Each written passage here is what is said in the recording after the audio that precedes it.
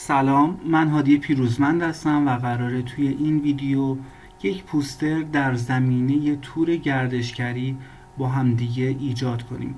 من عکسی از دبی رو انتخاب کردم که توی این پوستر گردشگری قرار بدم.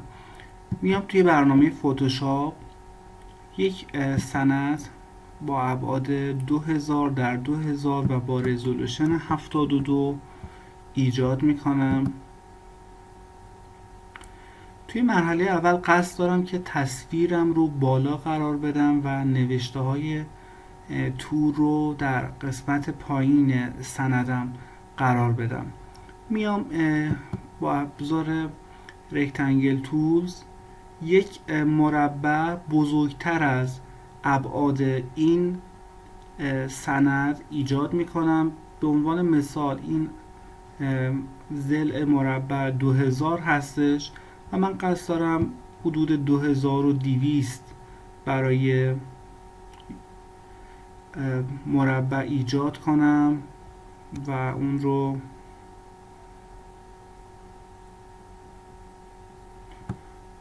به عنوان مثال همچین ابعادی و اون رو توی وسط مربع قرار بدم. اون رو کمی پایین تر میکشم، مثلا تا همچین ابعادی. من برای اینکه دید بهتری پیدا کنم از قسمت ویو میام گاید و نیو گاید لیوت رو انتخاب میکنم. از هر طرف به سندم 50 پیکسل فاصله میدم از هر طرف و این قسمت رو روی عدد 3 قرار میدم تا از این طرف به 3 قسمت تبدیل کنم.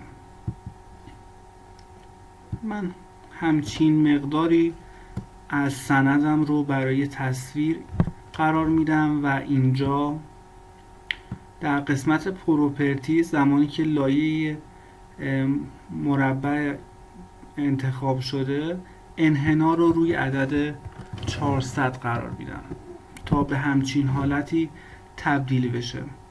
من عکسی از دبی رو که انتخاب کردم رو توی سند قرار میدم، اون رو بزرگ میکنم با نگه داشتن دکمه شیفت و آلت و اون رو کلیپینگ ماسک میکنم در این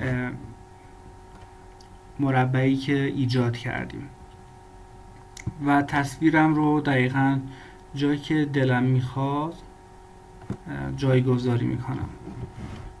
میخوام یک سایه این قسمت به این مربع براش بذارم توی لایه، توی فضای خالی مربع دوبار کلیک میکنم تا پنجره لیر استایل برای من فعال بشه و تیک دراپ شادو رو میزنم و اینجا با اپاسیتی 40% و سایز 21 با دیستنس 12 و اسپرد 10 یک سایه خیلی کمی ایجاد میکنم.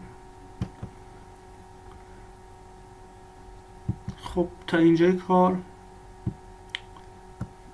خوب هستش. برای که یک پس زمینه ایجاد کنم لایه بک‌گراند رو انتخاب میکنم و یک روی به اضافه میزنم تا یک لایه جدید برای من ایجاد بشه.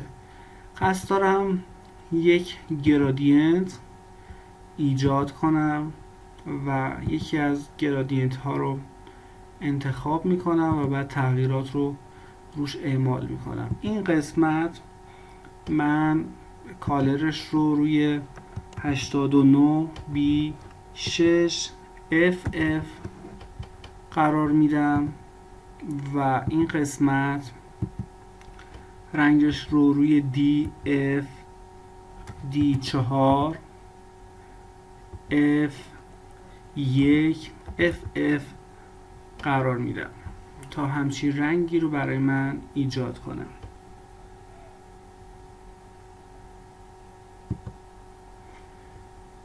اوکی رو میزنم. در این قسمتی که دیده رو فعال میکنم. این قسمت انگلش رو حوالی 60% قرار میدم تا یک گرادینتی از این سمت به این سمت برای من ایجاد کنم و اوکی رو میزنم. حالا قصد دارم این قسمت تیتر نوشتم رو قرار بدم. ابزار تایپ رو برمیدارم و لایه بالایی رو انتخاب میکنم و یک لایه جدید ایجاد میکنم. در اینجا یک کلیک میکنم و این رو تایپ میکنم.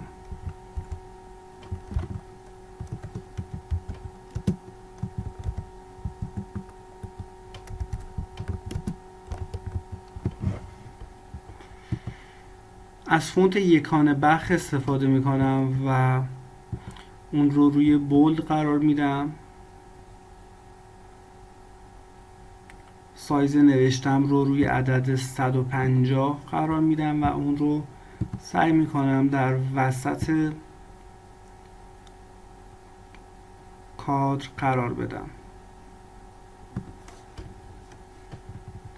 و اینجا جاش مناسب هست.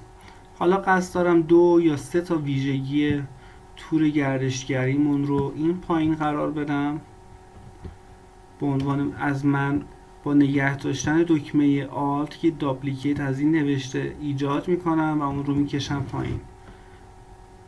سایزش رو روی عدد 90 قرار میدم و ضخامتش رو روی رگولار میذارم. در اینجا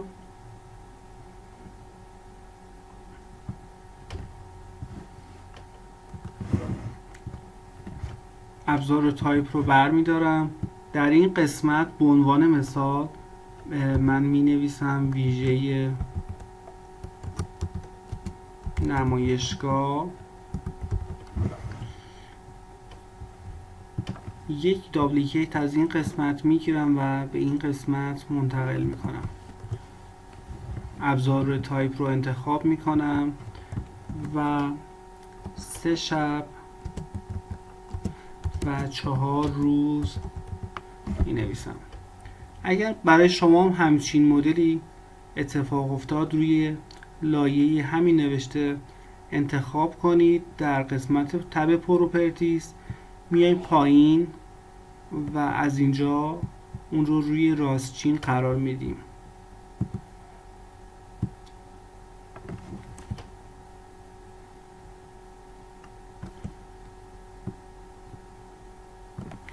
من قصد دارم یک کادر دور تا دور هر دو تا نوشته ایجاد کنم. فیلش رو روی نان قرار میدم و استروکش رو روی رنگ سفید و با ضخامت 3 پیکسل مناسب هست. من عرض رو روی 150 و این قسمت هم روی 580 قرار میدم.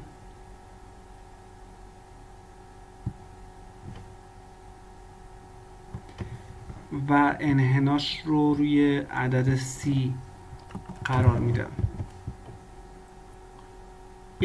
با کنترل J یک دابلیکیت ازش میگیرم و با کنترل T اون رو جابجا میکنم. شیفت رو نگه میدارم که در یک راستا جابجا بشه و همه این قسمت یعنی این نوشته با کادر و این نوشته با کادرش رو در یک گروه انتخاب میکنم و در یک گروه قرار میدم. شما الان ابزار کنترل تی رو بزنید ببینید که این قسمت انتخاب شد. روی موو تولز میذارم و در حالی که کنترل آ رو میزنم ابزار الاین برای من فعال میشه و اون رو وسط چین میکنم. کنترل دی میزنم که دی سلکت بشه و میام این قسمت پایین یک کادر قیمت ایجاد میکنم. من یک کادر در این پایین ایجاد میکنم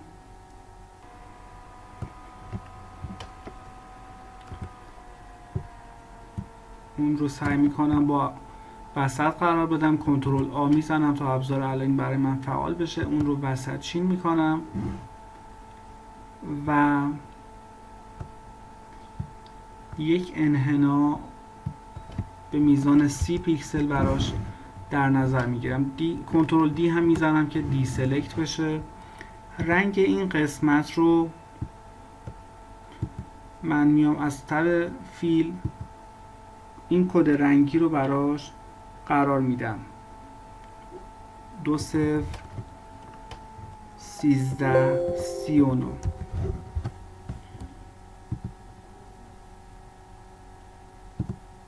یک استروک هم با رنگ سفید براش در نظر میگیرم و میزان 2 پیکسل رو بهش اختصاص میدم. من 3 پیکسل رو قرار میدم.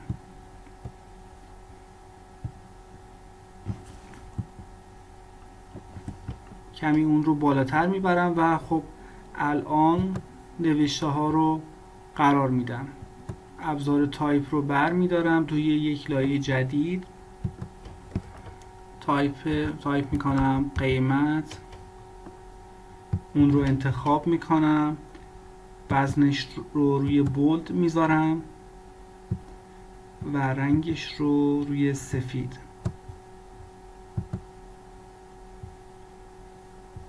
من 2 نقطه هم براش بذارم و از اینجا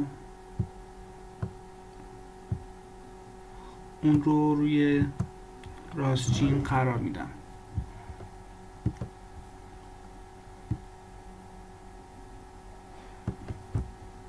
با نگه داشتن کنترل آلت یک دابلیکیت ازش میگیرم و اون رو در اینجا قرار میدم و یک دابلیکیت دیگه میگیرم و در اینجا قرار میدم. این قسمت رو واحد پولی میذارم و در اینجا مبلغ رو در زمانی که فونتم روی انگلیسی قرار داره به عنوان مثال عدد 14,500,000 قرار میدم و هر 3 رقم رو یک ممیز قرار میدم. فونت نوشته مبلغ رو روی کلمه قرار میدم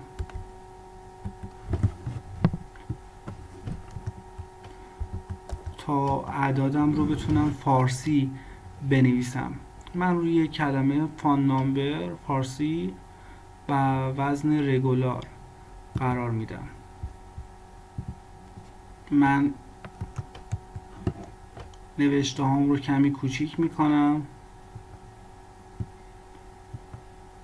و هر 3 تا رو روی عدد 80 قرار میدم تا در کادر قیمت جا بشه.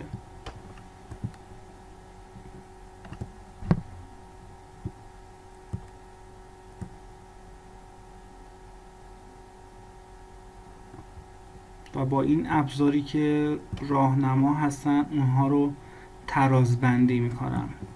الان مناسب هست و من در مرحله آخر قصد دارم یک کادر دور تا دور هم قرار بدم. ابزار رکتنگل تولز رو برمیدارم و از اینجا یک مربع با ابعاد 1900 در 1900 ایجاد میکنم. فیلش رو روی نان قرار میدم و استروکش رو با میزان 3 پیکسل رنگ سفید انتخاب میکنم. من 3 پیکسل به استروک بدم و از تب پروپرتیز انحناش رو روی 30 پیکسل قرار میدم. این هم از این کادر.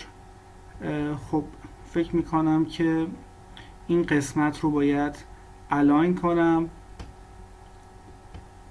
من این قسمت کادر قیمت رو تمام لایه هاش رو در یک گروه قرار میدم، کادر قیمت، و این 4 تا لایه را انتخاب میکنم. البته این کادر دور تا دور هستش، پس این رو انتخاب نمی کنم و این 3 قیمت به همراه این کادر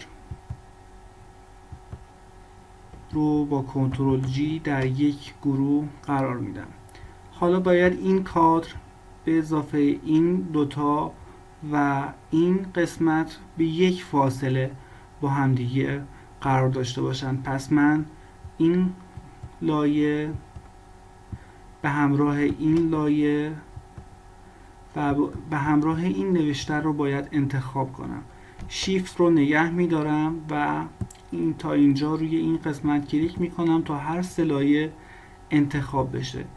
میام روی گزینه موو تولز قرار میدم و ابزار الاین برای من فعال است و این گزینه رو کلیک میکنم تا برای من این قسمت این فاصله یکسان بشه. خب میبینید که الان یک الاین یا یک نظم مناسبی رو داره این قسمت و همه چیز به نظر مناسب میاد. امیدوارم که از طراحی این پوستر لذت برده باشید و بتونید توی کارها و پروژه‌های خودتون استفاده کنید. حتما من رو سابسکرایب کنید و زنگوله هم بزنید که از آموزش‌های بعدی مطلع بشید. ممنونم از شما. خدا نگهدار.